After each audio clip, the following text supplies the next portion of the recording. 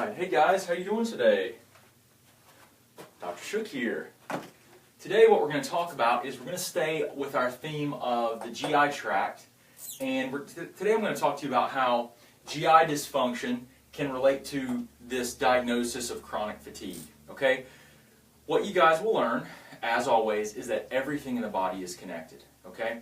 So we've been talking a lot about the GI tract, and today I'm going to talk about fatigue, and guys, this really gets into energy, metabolism, and a lot of the common problems that I see. So here's what I want you to do. If you guys, this is how, as we go through this video, as I cover this topic, do me a favor. If you like this topic, share the video. Okay, that way, that's how I'm going to know that you guys want me to talk more about the gut, maybe chronic fatigue. So if I see that a lot of people are sharing it, then I know, okay, you're voting for me to do more like this. If no one's sharing it, or if it's very few shared.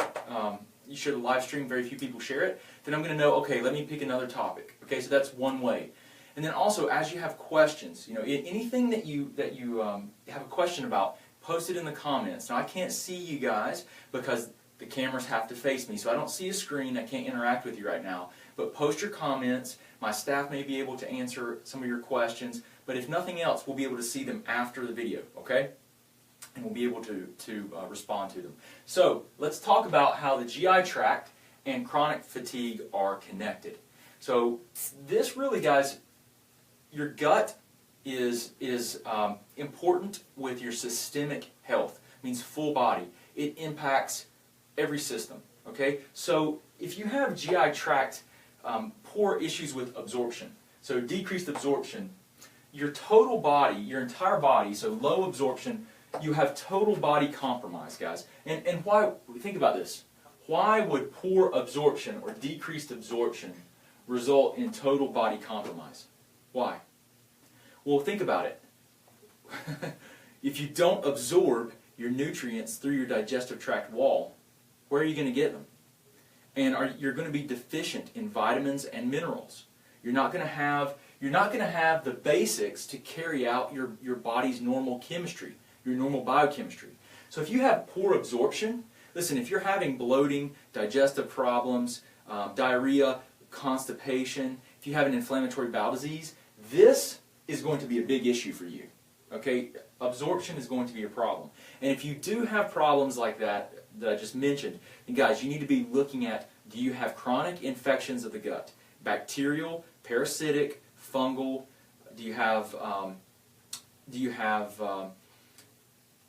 well, I mean, those are the three main categories, okay? Bacterial, fungal, and parasitic of the gut. I mean, those are some of the main things. Now, yeah, people say, well, what about food sensitivities? Food sensitivities are relevant in that discussion, but you don't want to look at food sensitivities before you understand if there's an infectious problem in the GI tract. Because the infectious problem in the gut could be promoting a leaky or permeable gut wall and promoting food sensitivities. Because everything you eat will go through the gut wall because the gut wall is inflamed and broken down by an infection. Okay, follow me? So you don't necessarily start with food sensitivities. If you're going to get food sensitivities, you always want to get a stool panel done at the same time. You don't want to get one without the other. And you can get a stool panel before you get food sensitivities. But if you want to know both, you get them done at the same time. I'm not an advocate of doing food sensitivities and not knowing what the local gut environment's like, because there's a lot more that you can learn. So, GI tract, decreased absorption, total body compromise. Now, if you don't have vitamins and minerals for your adrenal glands, do you think you're going to have problems with your adrenal glands if they cannot make your catecholamines, your cortisol, and your adrenaline, the things that give you energy? Do you think that could contribute to chronic fatigue? Absolutely. Absolutely. So poor absorption is a big problem for every systemic function in the body. Guys, that's why if you're tired, it doesn't necessarily mean it's your thyroid. It means what's happening to what you have to do is say what's happening to this whole person, what other systems are showing symptoms, what's causing that, how can we address that so that we can improve their systemic health. Okay?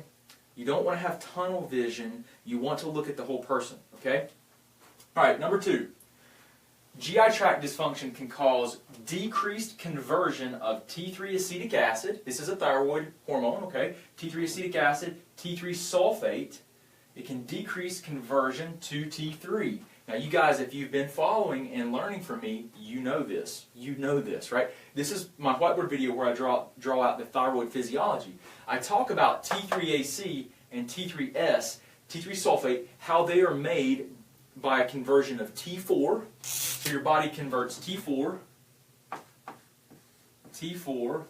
to T3 to these things, T3AC and T3S, where it converts it in the liver, right? So you've got T3AC and T3S in the liver, and then where does this stuff, where does T3AC and T3S go to get converted to T3? Where does it go?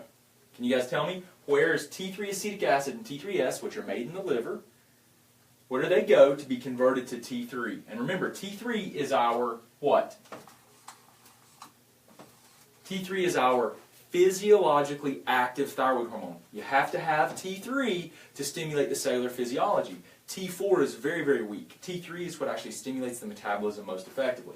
So this conversion occurs in, well, let's just say this. In the gut. It occurs in the GI tract. So, if you have GI tract dysfunction, you have a bacterial imbalance, a bacterial infection, if you have decreased intestinal sulfatase, these things that convert T3AC and T3S to T3, if you have a poor gut environment, 20%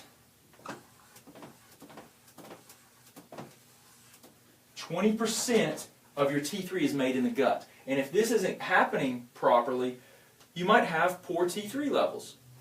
All because of the GI tract. Now, tell me, low T3, which stimulates your metabolism and energy production of every cell in your body, do you think that would contribute to chronic fatigue?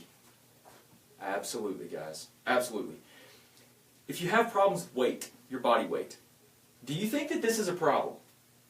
It is a huge, huge problem. Guys, weight loss is not about just what you eat and your exercise. That is completely, that's one piece of the puzzle, like everything else, right? Inflammation is huge with weight loss, which we talked about yesterday. It is, or the day before yesterday. It is huge, huge with weight loss. Inflammation plays a huge role. So everything, what you have to do is optimize your systemic health, full body health. If you start looking with tunnel vision, oh, it's just my thyroid hormone, I don't have energy, so it must be my thyroid. Guys, that is a mistake. That's a huge, huge mistake. You've got to look at the whole person. You've got to consider these other things that can impact your energy production, your metabolism, everything. It's connected, okay? Your GI tract, inflammation in the gut can actually decrease insulin sensitivity. Now, what is insulin, guys? Insulin is a hormone. It is a growth hormone, and it is made by your pancreas, right? Your pancreas. So when blood sugar goes up, your pancreas makes insulin, and insulin's job is to lower blood sugar and pull that blood sugar into the cells of the body so that the cells can use that blood sugar to make energy. Okay? So insulin, you decrease insulin sensitivity with your GI tract, especially if it's inflamed. Okay? So if you have decreased insulin sensitivity, that means that your body's not going to be responding to your insulin and pulling the sugar from the bloodstream into the cells. So it could build up in the bloodstream. What do we call that, guys? We call that prediabetes. We call that metabolic syndrome. We call it diabetes, type 2 diabetes primarily. Right? That's, in this case, is what we're talking about. Decreased insulin sensitivity. So with decreased insulin sensitivity, you're going to, if any of you guys are diabetic, and a lot of people that I work with are diabetic, pre-diabetic, if you have high blood sugar, you oftentimes fatigue after you eat. That's, guys, let me tell you, if you're fatiguing after you eat, you get tired after you eat, that is a very good sign that you have decreased insulin sensitivity, or that you're insulin resistant, that you're pre-diabetic or diabetic, and that you have your blood sugars too high. That's not a good sign at all. That will contribute to fatigue in a major way. It will also, basically, guys, the same. When you have insulin, when you lose sensitivity to your insulin, it means that you can't pull the blood sugar from the bloodstream into the cells for the body to use it. So guess what? All the blood sugar is staying in the bloodstream and not being pulled into the cells of your body where it's used to make energy. So could you have a problem with energy production if you have lost insulin sensitivity? Absolutely. Creating fatigue, creating an inability to burn fat efficiently, creating all kinds of metabolic problems, guys. So everything in the body is connected. Everything in the body is connected, okay? So what else? It promotes hypoglycemia or low blood sugar. So, guys, this is inflammatory processes decrease your body's sensitivity to all of your hormones. Okay, these are all connected to your physiology here. And listen, guys, if you have hypoglycemia, for example, if you're having low blood sugar, if you have low blood sugar, and I say events, but if you have periods of low blood sugar, what ends up happening is when the blood sugar drops and gets low, your body makes more cortisol. And it does so in an attempt to bring the blood sugar back up to a normal level.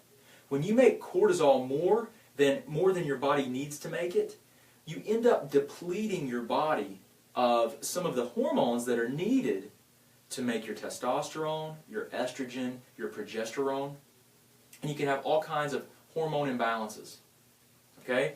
It's really, really important. All these things are connected. So the GI tract, it can contribute to all of these problems with fatigue. It also, inflammation from the gut can actually damage cellular energy producers, or the mitochondria. So every cell in your body have these individual working pieces that make the cell function. One of those pieces is called the mitochondria. The mitochondria is known for producing energy. That's the main function of the mitochondria. What happens with chronic inflammation is that you can actually damage these energy-producing mitochondria. And the term is called uncoupling. And the mitochondria, when they're damaged, you don't produce energy efficiently. So what's going to happen if the mitochondria is damaged and you can't produce energy efficiently? You're going to have fatigue. Are you going to be able to have energy to exercise or to improve your metabolism and lose weight? Absolutely not. So here's the thing, guys. Mitochondria, let me just say this. Improving the gut, decreasing inflammation, gives these mitochondria a chance to improve and repair. But you're looking at a process of 6 to 18 months to get these guys efficient and working properly. Okay, it just takes time. They take time to recover, but the process, you should continuously see improvements in energy, metabolism, and how you're feeling and functioning. But what do you have to do, though? You have to identify what's the source of inflammation here if it's coming from the gut. So if you can't make energy, are you going to be fatigued? Absolutely. It causes DNA damage. If there's inflammation, that can cause cellular damage, guys. Damage to the DNA. And that's not a good thing, because then you can have mutations of the cells, and it creates a lot of other problems. So DNA damage is possible. It can cause weight gain. Guys, we talked about this, what was it, 2 days ago? If you look at the live stream 2 days ago, cause weight gain. GI tract in particular, and there's a lot of different mechanisms that this could occur. I mean, poor absorption would be an issue too for energy production, but there's a lot of ways weight gain can be impacted. The adrenal glands being taxed by the GI tract can also cause a problem with weight gain, because you could throw off your sex hormones and not have, you could be in a state of catabolism, or a catabolic state where you're breaking down tissues, versus an anabolic state where you're building and you're producing energy. But one of the ways that we talked about 2 days ago for causing weight gain was that it decreased your hormone-sensitive lipase activity, which is an enzyme. It's a hormone-sensitive lipase helps to break down fat cells so that you can use it for energy production. Inflammation decreases the function of hormone-sensitive lipase and actually increases fat production, basically, fat storage. So guys, how important is this? It's profound. And you'll find that, like, when you talk about the gut, you talk about thyroid function, you talk about adrenal glands, you start looking at these different systems and functions of the body, and you realize that they're all interconnected, and that this is one of the reasons that when you start looking at your health, you don't just focus in on one thing. You want to look at some markers, physiological markers, that give you an idea of your systemic function. Like the primary marker I would look at, if I said one marker, I would look at C-reactive protein. It's an inflammatory marker. The next thing I would look at is homocysteine, another inflammatory marker. Then I would, if you're autoimmune, you're gonna, and the autoimmunity has not been, no one has worked with you to actively dampen that autoimmune process. The autoimmunity needs to be addressed because as a byproduct of autoimmunity, you will produce inflammatory chemicals called cytokines. Right? We talk about this a lot. So cytokines, so inflammation is like step one. Okay, on improving systemic function. If you're inflamed, then you have to say, well, why is inflammation present? And then you have to start tracking down the inflammation. So is the GI tract the source of the inflammation? Is it bacterial, fungal, parasitic? Do I have other pathogens in my body, active viruses? What else is going on? Am I reacting to foods? Do I have environmental chemicals that are triggering immune responses? Do I have, the other hormones? The hormones are important because they help with recovery of the systems of your body and the organs. So guys, this is all connected. Okay, what else?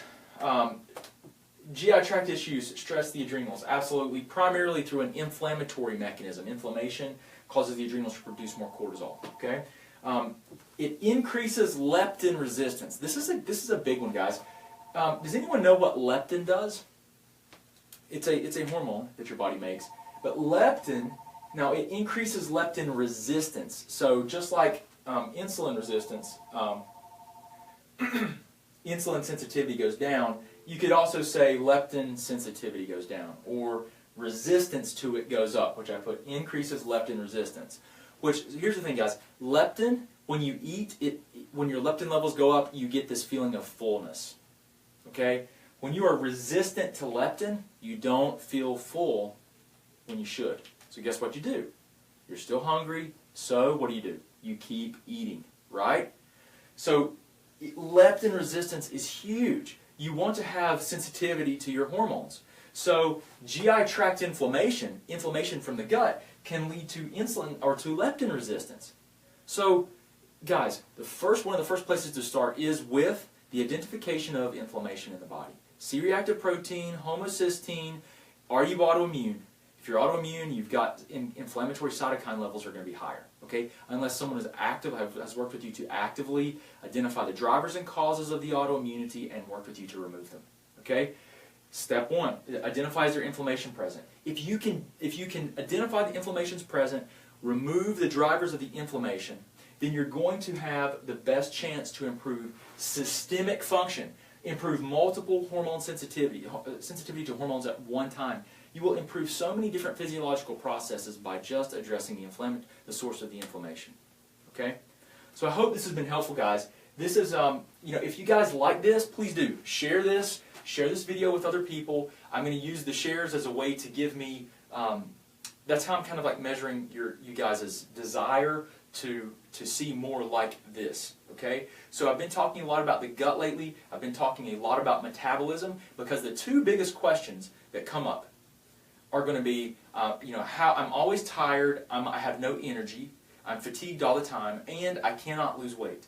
So I'm really focusing a lot of the stuff that I'm teaching you guys on why you might be fatigued and why you might not be able to lose weight and have normal energy production. Okay? Now, so guys, I hope I've given you some good direction here and told you, the things that you need to do. It's like, there's not like one thing we're going to pick out here, guys, and go do that one thing. Now, if I'm going to tell you, get inflammatory markers evaluated and determine if you're inflamed. If you have GI tract dysfunction, if you're bloating, gassy, you have mucousy stools, you're constipated, you have diarrhea, you have an inflammatory bowel condition, then you need to investigate. You need to investigate the drivers or causes of that. But you need to really start with looking at inflammatory markers first. I never really, I don't think there's been a time, maybe once or twice, that when I've worked with someone, I didn't start with a very comprehensive metabolic panel that looked at inflammatory markers and looked at their thyroid hormones very in great depth. There's not a time that I didn't order a huge metabolic panel first before I did any advanced testing to investigate the GI tract, because the metabolic panel gives you direction. It gives you much better direction, and it also gives you a good baseline for foundational body chemistry, guys. So you can't be inflamed. You cannot be anemic. You've got to have good oxygen delivery. You can't be dysglycemic, meaning you can't have low blood sugar. You can't have high blood sugar. You need to have steady blood sugar. You've got to have good liver function. You've got to have good GI tract function. Your adrenal glands need to be functioning well. And guys, if you have problems with your adrenal glands, that's secondary to something else. The adrenal glands are not going to be the primary problem.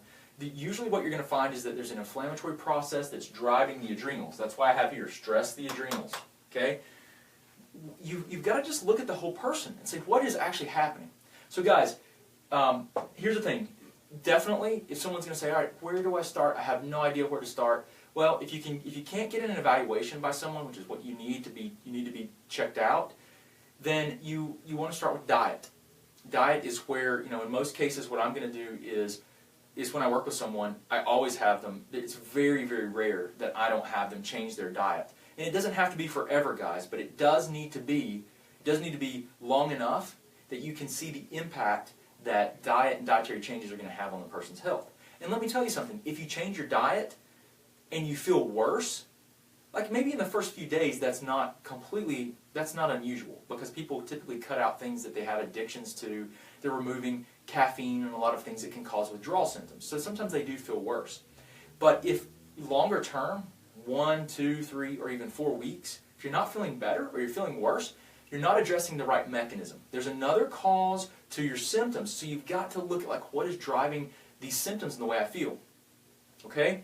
So, but if I'm going to say start with diet, and I get asked this all the time, there are lots of diets out there that can be beneficial to help address sometimes GI tract dysfunction. Autoimmune paleo is a good diet. It's not unreasonable. We put together a program for people that are autoimmune, people that have diabetes, people that have a lot of different problems. We call it the 6-week Hashimoto's transformation program.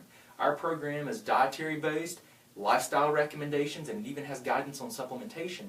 I even teach a course within that program that walks you through assessing the types of supplementation that might be beneficial to you based on, do you have gut dysfunction, do you have adrenal gland symptoms, do you have blood sugar dysregulation. And we help you, based on that information, customize what supplementation might be better for you. So if you guys, and a lot of you guys know about that, but you can go to thyroidgiveaway.com, thyroidgiveaway.com, and you can register. We give it away. We give that program away once a month. But you can also get that program after you register for free if you want it. But those are all good places to start, guys. And there are other diets that are going to be beneficial, but it's just, most of the time I work with people that are autoimmune. So when I work with people that are autoimmune, we want to remove a lot of the foods that are very commonly reactive and that trigger an immune response. Okay? So that's what, our program definitely helps to do that. But I hope this has been helpful, guys. I'm going to keep teaching this, but if you like these videos and you like what I'm teaching, then please do share it, and I'll keep teaching more videos on this subject. And what I'm planning on doing, if I see that people are responding to it, I'm going to teach more videos, and I'm going to guide you guys on energy production. So we're going to look at things that cause fatigue and things that decrease metabolism. So we're going to focus on metabolism and energy production is really what I'm going to be focusing in on. So I hope you guys have enjoyed this and that it's helping you out. If you guys have any questions, please let us know. Post your questions in the comments so that we can respond to you guys and we can give you guys feedback. This stuff, guys, share this stuff with other people, because think about this for a second. How would you have benefited 5 or 10 or 15 years ago with this information? You would have at least been known and been exposed to the fact that everything is connected in the body and that you have to address yourself as a whole. You can't just have tunnel vision and focus on your TSH levels if you have thyroid problem, for example, or if you can't lose weight. Okay? So help other people, help us help other people, and do share this message with folks, and just get the word out that there are other options and things that you need to be doing in combination with just looking at your thyroid hormone levels, or addressing 1 or 2 problems. Okay, so I appreciate you guys so much. I hope you guys have a wonderful, wonderful day, and I'm going to try to do another live stream tomorrow. I'm working on my topic right now. If you guys have a topic of of interest, please just post it in the comments and we'll take a look at it. And guys, listen, I don't know where you are in the world, but we have lots of people that are following us from all over. If you don't mind, just post where you're from here. I'd love to see where people are from around the country. And I really hope that these videos and that these live streams are really adding value to you guys' life. We really value you and want to try to help you as much as we can. So please just let us know how we can help you. And we're going to keep teaching and trying to give you resources to help yourself. Okay? So I appreciate you guys. Hope you have a wonderful day, and I'll talk to you soon. Hey guys, Dr. Shook, thank you for viewing our videos. I hope they help you out. If you want to, just subscribe to our channel somewhere here. You can watch a video that YouTube's actually selected for you, so hopefully it'll help you out. If you need any other information or resources, just look in the description. We've got links to our website, to our 9 lab test guidebook, and everything else that we do. I really appreciate you, and I hope you guys have a great